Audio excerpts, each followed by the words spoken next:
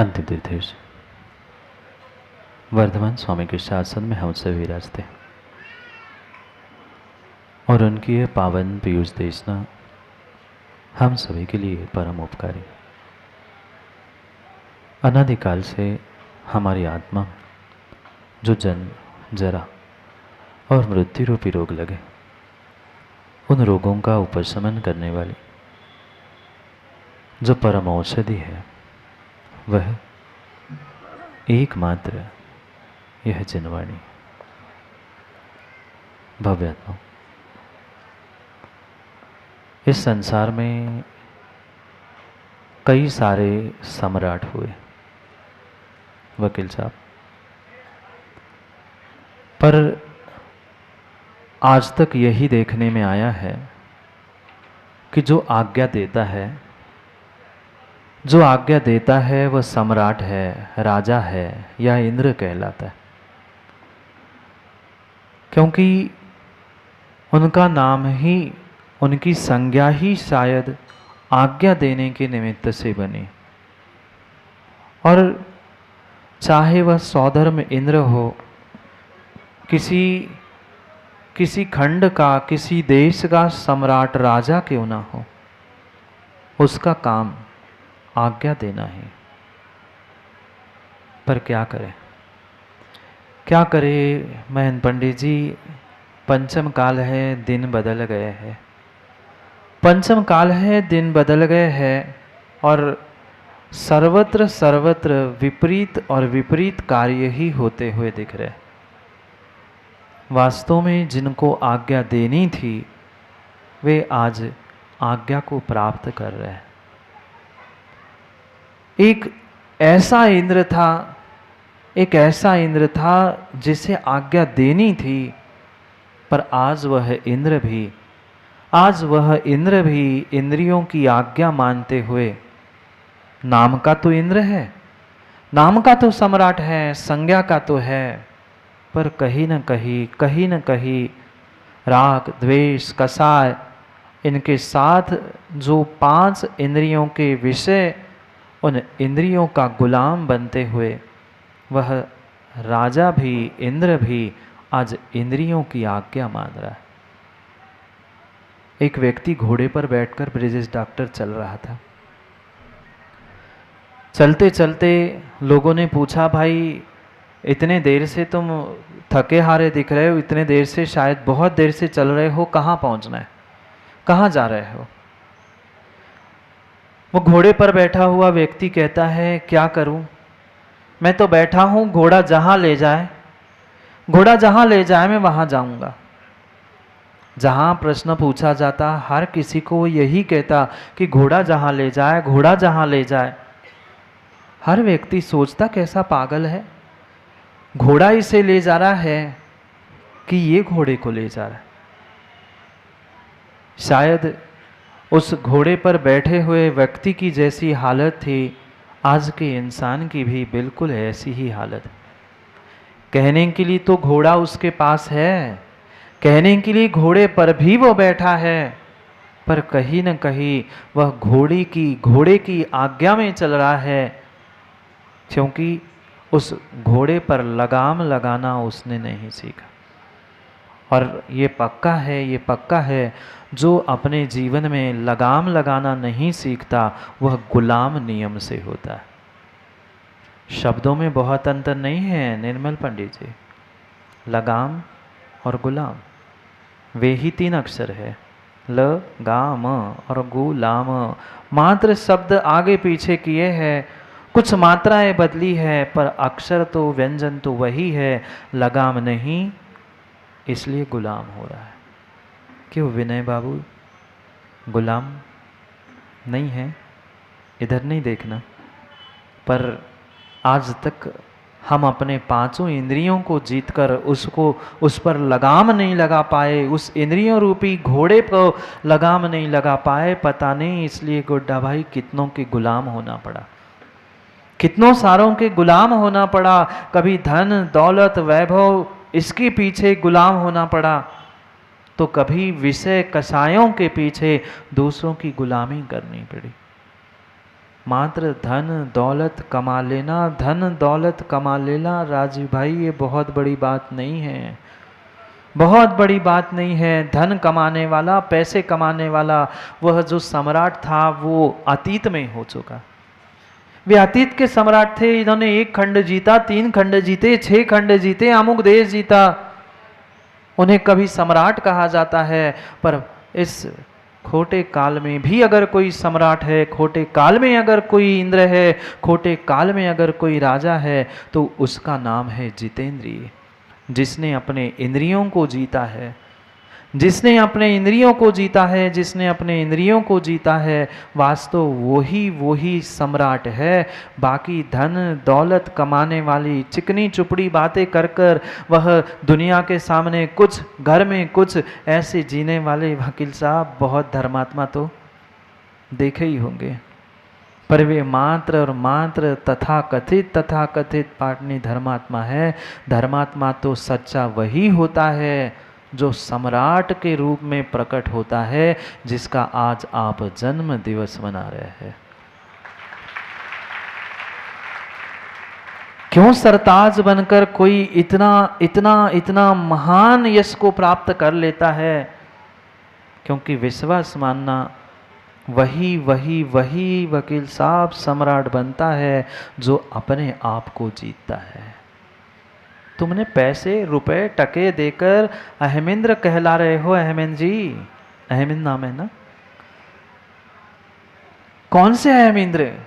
जो इंद्रियों के विषयों में प्रति समय लोलुपता के कारण धन संपत्ति और धर्म को भी बेचने के लिए खड़ा है, ईमान को बेचने खड़ा है। वह 3 काल में इंद्र और सम्राट हो ही नहीं सकता, हो ही नहीं सकता। अरे दूसरों को जीता तुमने पाटोदी क्या जीता? दूसरों को जीता तो तुमने क्या जीता? अरे जीतना ही था तो अपने आप को जीते, अपने इंद्रियों को, अपने मन को जीते। जो अपने इंद्रिय, जो अपने मन को जीतता है, इस पंचम काल का वो ही सबसे बड़ा सम्राट होता है और वही धरती का देवता, वह आचार्य के रूप में प्रकट होता है जो अपने इंद्रियों को जीतता है। कितने ही धन संपत्ति वाले सम्राट आपने देखे होंगे। सिकंदर भी आया था सम्राट बनने के लिए, पूरे विश्व का सम्राट बनने के लिए। अरे जो जोड़ कर सम्राट बनना चाहता है, जोड़ कर सम्राट बनना चाहता है मुकेश जी, वह जोड़कर कभी सम्राट नहीं बनता। सम्राट सच्चे बने 3 लोक के वे जो समो शरण में बैठे, जिन्होंने छोड़ दी लक्ष्मी, वे लक्ष्मी के धारी बन गए। वे महान सम्राट, वे महान धर्मात्मा, वे ही सम्राट है। क्योंकि प्रश्न पूछा ना प्रश्नकर्ता ने कि क्या धन दौलत कमाने वाला सम्राट? नहीं, मात्र धन दौलत कमाने वाला सम्राट नहीं है। सच्चा सम्राट तो वो है जिसने धन दौलत घर परिवार चुटकी में ऐसी ही छोड़ दी है। क्योंकि जितेंद्रिय बने बिना जिनेंद्र नहीं बना जाता। जितेंद्रिय बने बिना जिनेंद्र नहीं बन जाता। जो ये जिनेंद्र बने हैं, ये इतने 101 जिनेंद्र की प्रतिमाएं तुम्हें दिख रही है। वे जितेंद्र बनने के लिए, जिनेंद्र बनने के लिए पहले तुम्हें वर्तमान में जितेंद्रिय बनना होगा। जब तक आप अपने उस इंद्रियों को जीतने का, अपने मन को जीतने का प्रयास नहीं करोगे, तब तक दुनिया को कितना ही बालाजी बिल्डर, नरेश जी, कितनी ही बड़ी बड़ी बिल्डिंग बनाकर दूसरों को रहने के लिए स्थान दे देना, पर मेरा ठिकाना ही मुझे पता नहीं है, तो हम किस बात के सम्राट और किस बात के नरेश? नरेश है ना नाम, रत्नेश और नरेश। किस बात के नरेश? नरेश तो वो होता है जो दूसरों को आज्ञा देता है, इंद्रियों की आज्ञा में इंद्रियों का गुलाम बन के रहने वाला वह नरेश। और वो सम्राट, वो राजा इंद्र कहाँ से? हो ही नहीं सकता। जितने महान धरती के देवता आचार्य भगवंत हुए, जिनका आज आप जन्म दिवस मना रहे थे, वे आचार्य भगवंत विद्यासागर, आचार्य भगवंत विराट सागर, आचार्य भगवंत विद्युत सागर, जितने धरती के देवता है, क्यों महान गए? क्यों महान हुए? क्यों उन्हें सम्राट की भांति देखा जाता है? क्योंकि उन्होंने अपने आप को जीता है, दुनिया को जीतने का प्रयास किया ही नहीं। और जो अपने आप को जीता है वह अपने आप तीनों लोक का विजेता बनकर जिन्हें जितेंद्रिय और जिनेंद्र तो बन ही जाता है, बन ही जाता है। इंद्रियां उनके पास भी है। इंद्रियां वे धरती के देवता दिगंबर मुनिराज आचार्य भगवंत उनके पास भी है। कोई महेंद्र पंडित जी इंद्रियों में कमी? कोई इंद्रियों में कमी? पंचेंद्रिय बने बिना निर्ग्रंथ मुनि श्रावक भी नहीं बना जाता। निर्ग्रंथ मुनि तो बहुत दूर की बात, जिनेंद्र भगवान की अभिषेक पूजा निर्ग्रंथों को दान वो ही दे सकता है जो पंचेंद्रिय होता है। संगी पंचेंद्रिय ही निर्ग्रंथों को आहार दान और जिनेंद्र की पूजा भी से कर सकता है। दूसरा अनुमोदना तो कर सकता है पर दे नहीं सकता, कर नहीं सकता। इंद्रियां आपके पास भी है, नहीं है? लिप्टन कहाँ छोड़ाए इंद्रिया?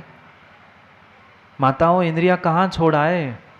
भूख प्यास वह उनके विषय कहीं घर में छोड़ के आए?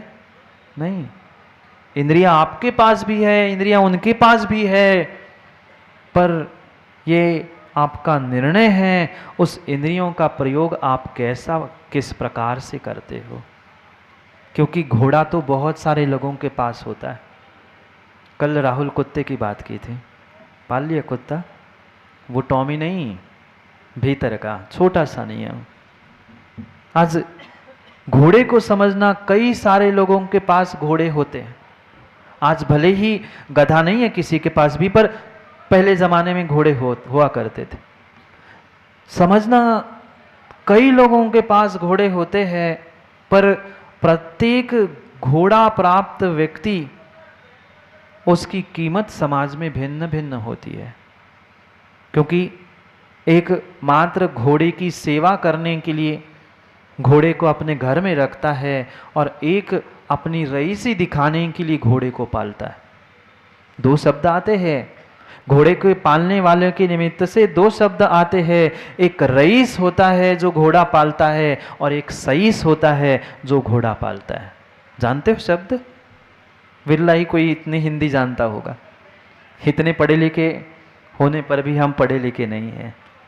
एक रईस होता है सेठ जी, वो भी अपने घर में घोड़ा तिरियंस आदियों को पालता है। और एक सईस, रईस और सईस एक अक्षर का मात्र अंतर है। जो घोड़ा पालने वाला होता है ना गुड्डा भाई, वो सईस कहलाता है। जो मात्र पालता है, रक्षा करता है, उससे नहलाता है, धुलाता है, उसकी धोता है और अपनी भी, मतलब पुण्य अपना भी धो देता है, वो सईस होता है। उसके पास भी घोड़ा है। एक रईस होता है जो अपना रुबाब दिखाने के लिए, शान दिखाने के लिए भी घोड़े को रखता है। निर्णय आपको करना है। इंद्रिया आपके पास भी है, इंद्रिया उनके पास भी है। आप रईस हो कि सईस? अविनाश जी, आप रईस हो कि सईस हो? कौन हो? अगर मात्र इंद्रियों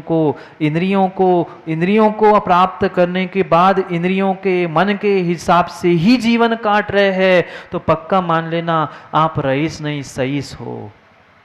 सम्राट वही है, रईस वही है, राजा इंद्र वही है जो इंद्रियां मिलने कर भी उसको जीत कर एक भीतर की शक्ति को प्राप्त करने का पुरुषार्थ करता है। क्या करे, क्या करे, क्या करे? आप मालिक होने के बाद भी, मालिक होने के बाद भी, मालिक होने के बाद भी कह दूं डॉक्टर, कह दूं, कह ही देता हूं, अब बची का है, कह ही देता हूं। मालिक बनने के बाद भी भिखारी से क्या कम हालत है? क्या भिखारी से कम हालत है? वे कहने के लिए तो हम मालिक है घर के, पर राजीव रोटी मांगने के लिए कहना पड़ता है दुकान खोलने जाना है। तरीका अलग है भीख मांगने का, तरीका अलग है विनय, पर भीख ही तो मांगते हो। कोई कटोरा लेकर भीख मांगता है, कोई कटोरा लेकर भीख मांगता है, भगवान की दुहाई दे के भीख मांगता है कि भगवान के नाम पे दे दो। तुम भगवान की दुहाई नहीं, दम दे के मांगते हो। दे रहे कि नहीं तो फिर क्यों विनय भीख नहीं मांगते? भीख ही तो मांगते हैं। जो जो इंद्रियों के विकारी है, जो जो इंद्रियों के विकारी है, जो जो इंद्रियों के विकारी है, वे सब वे सब वे सब पाटनी। बोलो ना। वो कहते हैं महाराज आपसे तो बातें ही नहीं करनी, इतने बुरे हैं हम। जो जो विकारी है, जो जो विकारी है, वो भिकारी ही है। इंद्रियों के विषयों के लिए ही तो भीख मांगने गए थे। राहुल शादी हो गई? शादी हो गई? गए थे घोड़ी पर बैठकर, किस लिए? घर में क्या पिताजी रोटी नहीं दे रहे थे? कपड़े लत्ते नहीं मिल रहे थे? पर फिर भी रुबाब दिखाते हुए घोड़े पर गए थे भीख मांगने के लिए। कहने के लिए तो कह रहे थे हम शादी करने गए थे, पर इंद्रिय विषयों के पीछे एक कन्या की भीख ही तो मांगने गए थे। क्योंकि आप तो विदिशा वाले हैं और ज्ञानी हैं। कई बार आचार्य भगवान विद्यासागर जी का समागम सानिध्य आप लोगों को मिला, नहीं मिला? कई बार मुकेश जी, कई बार वह सानिध्य आपको मिला, समागम मिला, पर कितने सुधर पाए? कितने सुधर पाए? कितने सुधर पाए? पीछे से ऐसे ऐसे हाथ हो रहे हैं, ऐसे ऐसे हाथ करे। मैं तो कुछ नहीं बोल रहा, मैं तो पूछ रहा हूं आप लोगों से। मैं तो पूछ रहा हूं आप लोगों से, कितने सुधर पाए? विरले ही दो चार जो सुधर पाए ना, वे विदिशा में नहीं रह पाए। वे विदिशा छोड़कर चले गए। जो सुधर गए वे कभी विदिशा में नहीं रहते, वे तो मोक्ष की दिशा में अब है डॉक्टर जाते हैं। जो सुधर जाते हैं ना, वे विदिशा में नहीं रहते। पंडित जी विदिशा में रहने वाले बिगड़े हैं।